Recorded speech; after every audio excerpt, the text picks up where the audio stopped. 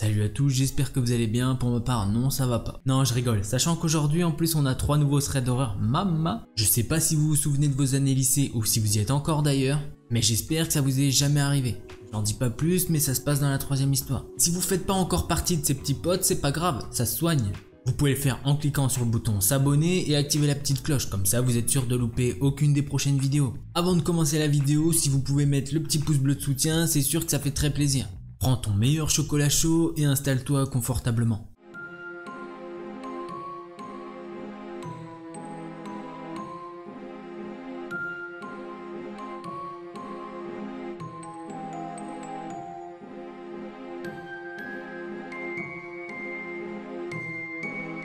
L'histoire que je vais vous raconter, c'est celle de Nadia, et ça s'est passé il y a quelques années. À cette époque-là, elle avait 18 ans. Ça se passe en fin août et à la météo, ils ont annoncé qu'il allait avoir des étoiles filantes dans le ciel. Nadia et ses amis ont donc décidé d'aller voir ça à la Belle Étoile. Elles étaient 4, et Nicole, l'une de ses amies, a emprunté le pick-up de son père. Comme ça, elles se sont dit qu'elles pourraient regarder les étoiles filantes en étant à l'arrière du pick-up. Elodie, une autre amie à elle, a commandé des pizzas et a apporté du vin et du coca. D'ailleurs, elles ont souvent passé leur soirée comme ça. Sa 3e amie, elle s'appelle Fleur, et vous allez voir qu'elle a son importance dans la suite de l'histoire. Elles ont donc décidé d'aller dans un terrain à côté de la ville. C'est un endroit qui surplombe la ville et qui est assez isolé.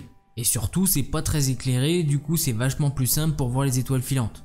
Autour d'elles, il y a beaucoup de buissons et d'arbres. Il y a juste un chemin de terre là où elles viennent de passer justement. Du coup, elles sont super contentes d'avoir le pick-up parce que sinon elles seraient par terre dans le noir et c'est nul. Après une petite heure, elles ont remarqué qu'il y avait de la musique assez loin et elles se sont pas plus inquiétées que ça. Vu qu'apparemment c'était la saison des petits festivals de la ville et du coup il y avait pas mal de personnes qui jouaient de la musique. Vers 23 h, elles mangent leur pizza, par contre elles avaient déjà commencé à boire leur petit vin. Sauf Nicole qui ne buvait pas de vin car c'était la conductrice. À ce stade-là, elles ont passé environ 2 heures là-bas et Elodie était un peu bourrée. Et tout ensemble, elles commençaient à rire fort et kiffer la soirée. Nadia se souvient qu'Elodie racontait des blagues et que tout le monde était en train de rigoler. Mais à un moment, Nadia elle regarde Fleur et elle voit que Fleur ne rigole pas du tout. Nadia demande à Fleur ce qui va pas car elle voyait qu'elle était gênée par quelque chose. Pendant ce temps-là, les deux autres elles étaient en train de se marrer. Fleur elle répond à Nadia « Rien, c'est juste que t'as pas l'impression que la musique ressemble à un enregistrement ?» À ce moment-là, elles se sont toutes arrêtées de rigoler et elles sont restées silencieuses. Fleur elle avait raison. La musique qu'elles entendaient était la même que celle d'il y a 2 heures et ça sonnait vraiment comme un enregistrement. Et surtout, la musique était plus forte et semblait se rapprocher. Nicole, elle demande en chuchotant « Ça se rapproche, non ?» C'est à ce moment-là que Nadia et ses copines ont décidé de se casser d'ici. Nadia, Fleur et Elodie restent à l'arrière du pick-up pendant qu'Elodie saute pour prendre le volant et se barrer. Elles savent que ça sent pas bon. Nicole, elle démarre la voiture et là la musique est devenue très forte. Pendant qu'elles partent, elles ont vu 3 hommes sortir des buissons et l'un d'eux avait une enceinte d'où sortait la fameuse musique. Après ça, elles sont allées chez Nicole pour se réfugier et finir la soirée tranquillement. Voilà, cette histoire elle est maintenant terminée. On commence doucement, vous allez voir il y a des petites pépites après. Pour en revenir à cette histoire, c'est vrai que c'est chelou qu'ils sortent de nulle part. Et les gars ils ont la même musique en boucle depuis 2 heures. Après, est-ce que Nadia et ses copines elles ont pas overreact? On le saura pas mais bon, vaut mieux cette fin là qu'une fin tragique. On va passer de suite à la seconde histoire.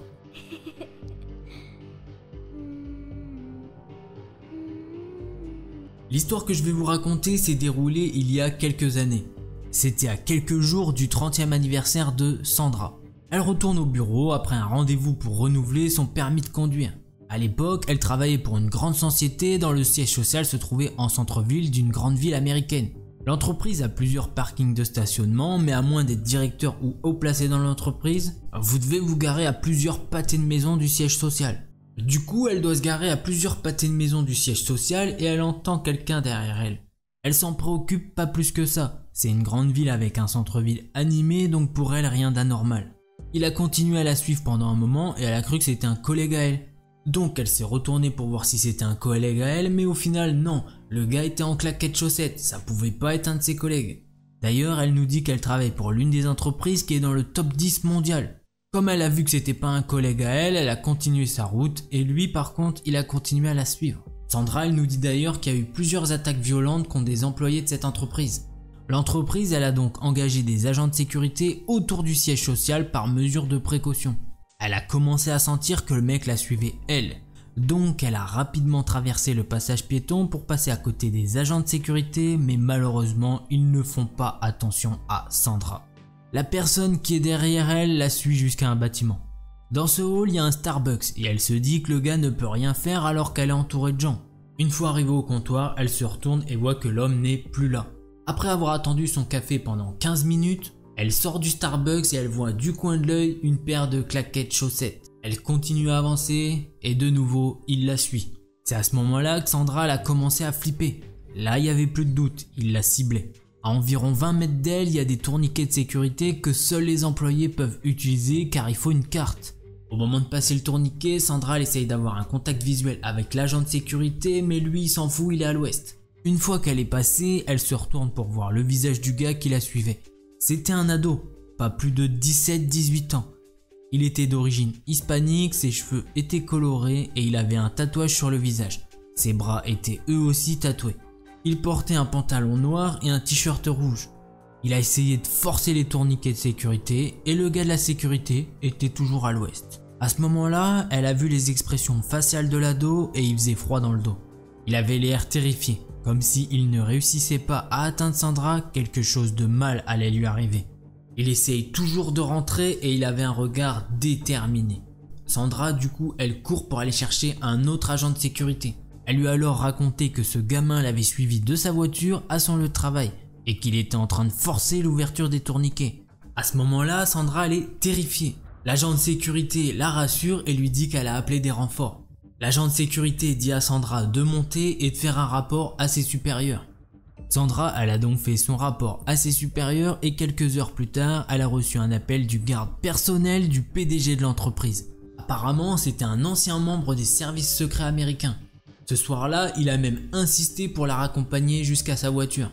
Le lendemain, à peu près au même moment de l'après-midi, elle reçoit un SMS de cet agent de sécurité. C'est une photo de l'ado qui l'avait suivi. L'agent de sécurité lui demande si c'est bien le gars qui la suivait et elle répond que oui, et elle lui demande où il est. L'agent de sécurité il lui répond que là, actuellement, cet ado est assis devant le bâtiment. Et il lui fait comprendre que c'est pas des simples tatouages qu'il a, mais bien des tatouages de gang. Il lui demande alors si l'ado lui a parlé pendant qu'il la suivait. Elle lui répond que non et il l'a juste suivi et lui a jamais adressé la parole. L'agent de sécurité il dit donc à Sandra de l'appeler sur le champ. Sandra elle a appelé l'agent de sécurité et elle a appris dans quel gang était l'ado qui la suivait. Elle nous dit que pour des raisons de sécurité elle ne nous dira pas lequel. L'agent lui a aussi appris que cet ado lui voulait très probablement du mal car il ne lui avait pas adressé la parole. L'agent lui a alors dit qu'il vaudrait mieux qu'elle reste à l'écart du travail pendant quelques semaines. Pendant les 3 semaines qui ont suivi, Sandra elle a travaillé dans le bureau de son beau-père. Vu qu'en fait, il savait pas si l'ado l'avait suivie depuis le domicile ou quand elle s'était garée sur le parking. Sandra elle a aussi dormi chez ses parents pour plus de sécurité. Ce qu'il faut savoir sur le beau-père de Sandra, c'est qu'il travaille pour la CIA. Et il a parlé de toute cette affaire à un de ses collègues et ils ont fait des recherches sur le jeune en question. Il s'est avéré que le gang avait récemment été fortement impliqué dans des enlèvements de personnes. Le gang enlevait principalement des jeunes femmes entre 15 et 30 ans. Quelques mois après ça, Sandra a découvert en parlant avec un des collègues de son père que l'ado était revenu à son travail pendant qu'elle était absente. Les agents ont donc dû lui mettre des gros coups de pression pour qu'il ne revienne pas après ça. Et d'ailleurs après ça, il n'est plus jamais revenu. Mais pas à cause des coups de pression, non. Il a été arrêté pour divers délits liés à son gang. Voilà, cette histoire elle est maintenant terminée. Bon là effectivement je pense qu'il n'y a pas trop de doute, il veut juste l'enlever. Ou au moins un truc dans le genre. Soit il a eu le béguin pour elle mais bon c'est une façon chelou d'aborder les gens. Bon heureusement pour elle, elle connaît un peu de monde et qu'elle travaille pour une grosse société américaine qui du coup a quand même du budget. On passe de suite à la 3e histoire.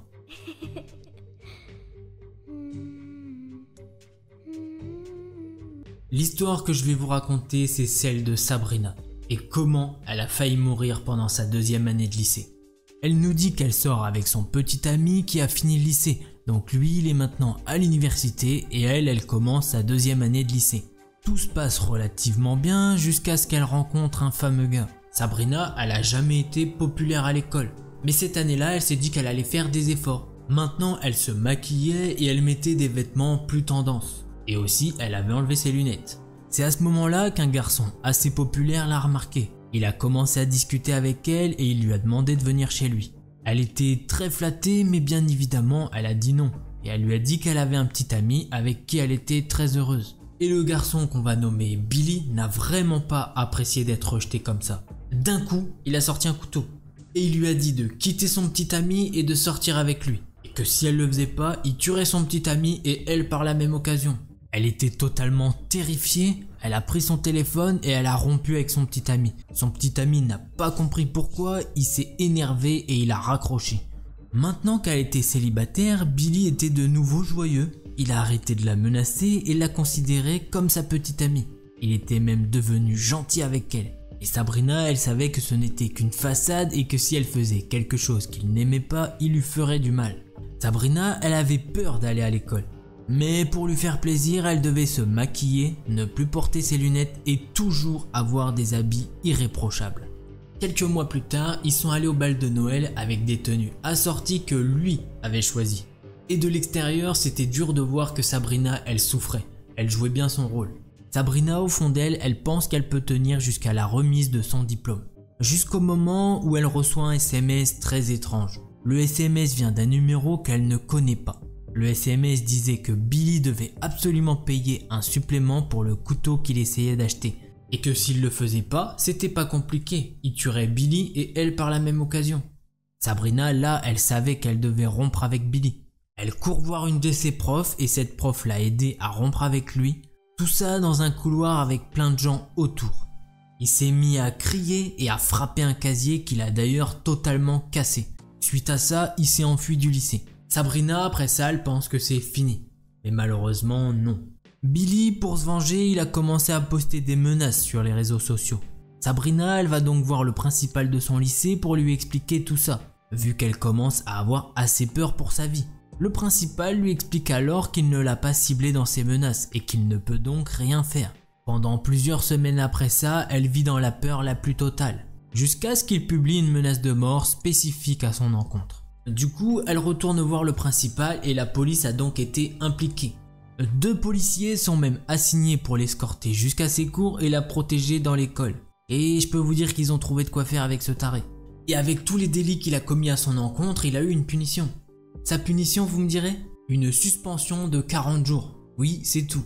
Sabrina nous dit qu'au moins elle peut respirer pendant 40 jours. Enfin, c'est ce qu'elle pensait. Quelques jours après sa suspension, pendant une journée classique, elle se retrouve aux toilettes de la cafétéria. Elle était seule jusqu'à ce qu'une fille rentre dans les toilettes. La fille se met à côté d'elle et lui dit qu'elle n'aurait jamais dû rien dire et qu'elle avait de la chance que Billy l'ait choisie. La fille s'est mise en colère et l'a traitée de tous les noms. Sabrina, elle suppose que cette fille est juste jalouse, quand soudain cette fille sort un couteau et se jette sur Sabrina.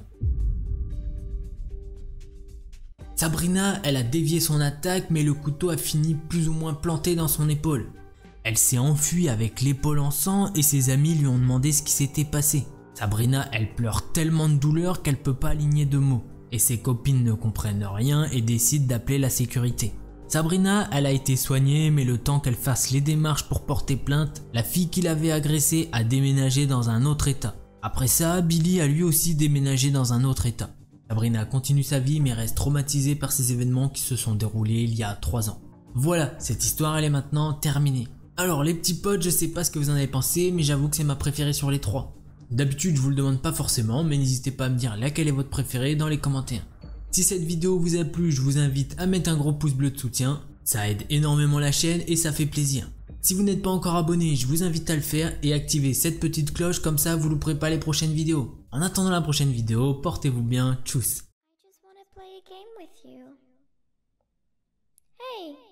Don't you run away. Please stay with me.